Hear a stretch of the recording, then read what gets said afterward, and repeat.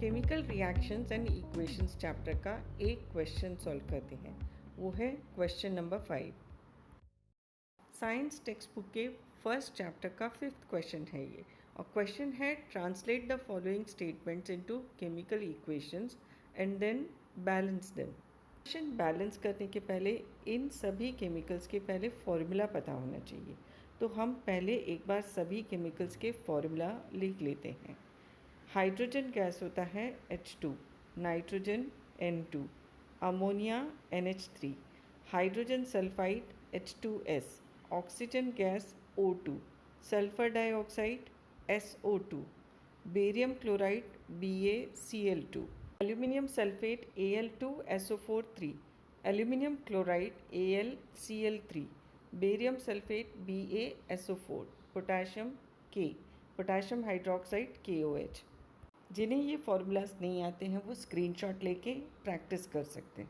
ये आप first equation solve करते हैं। Hydrogen gas combines with nitrogen to form ammonia.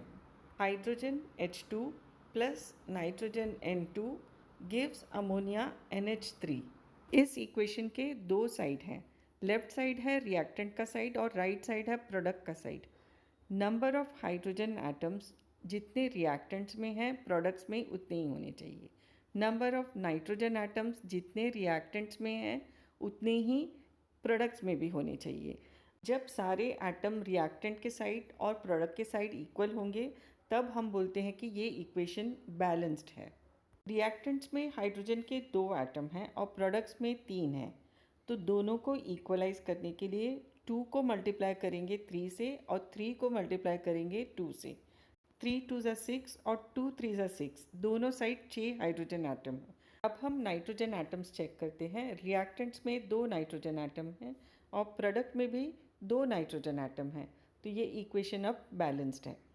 Second equation है hydrogen sulphide gas burns in air to give water and sulphur dioxide. Air तो mixture of gases है, तो यहाँ पर उसका हाइड्रोजन सल्फाइड का रिएक्शन किसके साथ होगा? उसका ऑक्सीजन के साथ रिएक्शन करके वाटर और सल्फर डाइऑक्साइड बनेगा। इक्वेशन लिख लेते हैं। Hydrogen sulphide H2S plus O2 oxygen gives water H2O plus sulphur dioxide SO2। Equation में 3 टाइप के एलिमेंट हैं, हाइड्रोजन, सल्फर और ऑक्सीजन। पहले चेक करते हैं हर एक का नंबर क्या, रिएक्टेंट के साइड और प्रोडक्ट के साइड। हाइड्रोजन दोनों साइड 2 हैं, सल्फर दोनों साइड 1-1 है, लेकिन ऑक्सीजन रिएक्टेंट्स में 2 हैं, प्रोडक्ट्स में 3 हैं ऑक्सीजन। तो ऑक्सीजन को बैलेंस करने से स्टार्ट करेंगे। वाटर में 1 ऑक्सीजन एटम है यानी ऑड नंबर है, तो उसे इवन बनाने के लिए उसके आगे 2 कोएफिशिएंट लगाएंगे। ऑक्सीजन को बैलेंस करने गए तो हाइड्रोजन बैलेंस बिगड़ गया।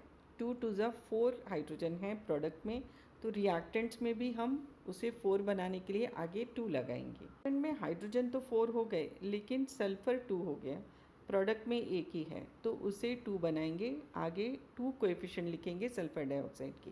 रिएक्टेंट और प्रोडक्ट साइड में हाइड्रोजन 4 है, सल्फर 2 है, तो ये दोनों तो बैलेंस हो गए। ऑक्सीजन चेक करते हैं। प्रोडक्ट्स में ऑक्सीजन है 6, वाटर में 2 × 1 2 और सल्फर डाइऑक्साइड में 2 × 2 4।